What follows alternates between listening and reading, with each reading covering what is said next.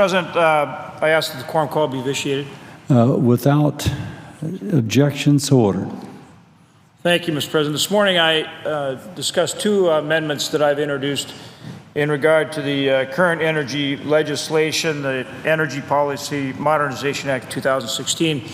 And I'd like to talk about a third amendment that I've introduced as well. The amendment actually follows legislation that I had introduced earlier entitled the Empower States Amendment. And essentially what the Empower States legislation does is it ensures that states retain the right to manage oil and gas production in their respective state. It gives them the ability to develop hydraulic fracturing rules and to respond first to any violation that might occur, rather than having a federal one-size-fits-all approach. And this is very important because how we produce oil and gas in states like North Dakota is very different than how we might produce oil and gas in a state like, for example, Louisiana or some other state. And so states have to have the flexibility to respond to their industry, to provide regulatory certainty, and to empower that investment that will help us produce more energy and do it with good environmental stewardship. So this amendment also allows states to regulate oil and gas development on Bureau of Land Management lands if the state has law and regulation in place that protect both public health and the environment. As I said, it takes a states first approach because individual states are the first and best responders to oil and gas issues. They know their land, their geology, and their water resources, and they have the primary stake in protecting their environment and their citizens.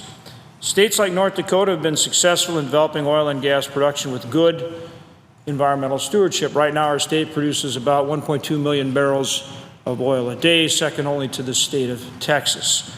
And with that growth and development, our industry has had to work very closely with the state of North Dakota on just a whole gamut of issues that are vitally important, not only, as I said a minute ago, in terms of producing more energy, but doing it with good environmental stewardship. So that's what this legislation is all about.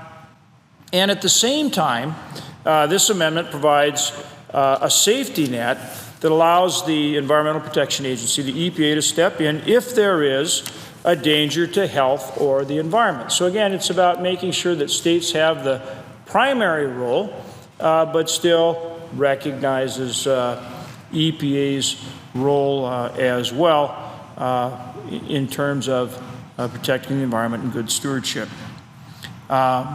States would still be subject to the Safe Drinking Water Act and the Clean Water Act. These federal laws have minimum standards for all states, and those minimum standards ensure consistent protection between and among the states for both the public and the environment.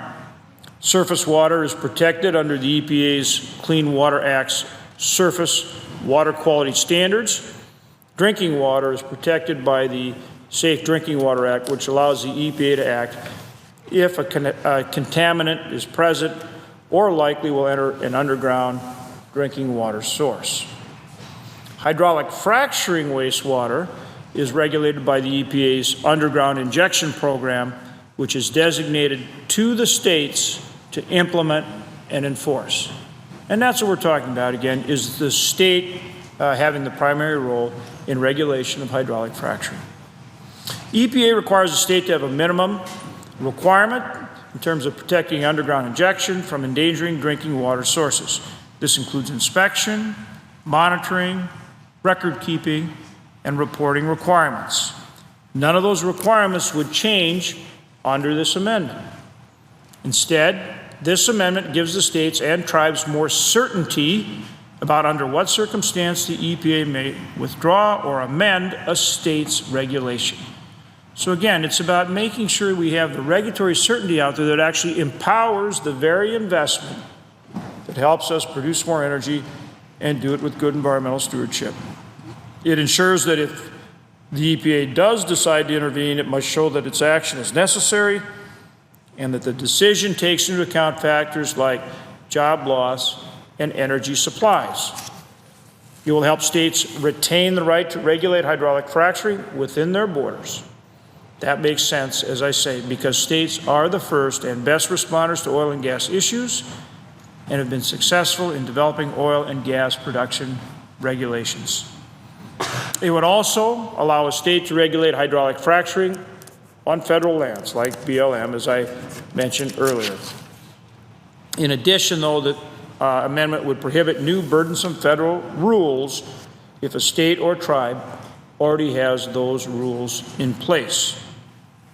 So, again, the effort here is to make sure that we are empowering states to work with their industry and then, in turn, empowering those industry through regulatory certainty to help develop our energy future in this country and do it with good, consistent, common sense regulation that empower the kind of investment that we want to see for job creation and economic growth. Finally, the amendment allows for judicial review. It allows a state or tribe to seek redress for an agency's actions in a federal court located within the state or the District of Columbia. Judicial review being very important in case there is a dispute in terms of what EPA may require, what the state may require, or what the industry feels is fair treatment. In conclusion, the legislation recognizes that states have a long record of effectively regulating oil and gas development, including hydraulic fracturing, with good environmental stewardship. The measure works to ensure that the rules for hydraulic fracturing are certain, fair, effective, and environmentally sound. These are qualities we expect in good regulation.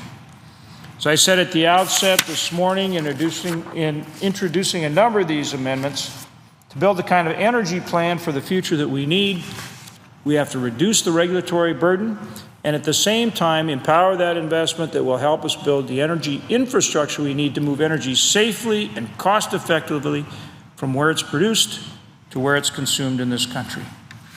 With that, Mr. President, I look forward to working with both the chairman of our Energy Committee, who's bringing this legislation forward, and the ranking member, in offering these amendments and voting on these and other amendments and trying to get to the best product we can in terms of strengthening the energy plan for this country. And with that, Mr. President, I yield the floor and note the absence of a quorum. Clerk should call the roll.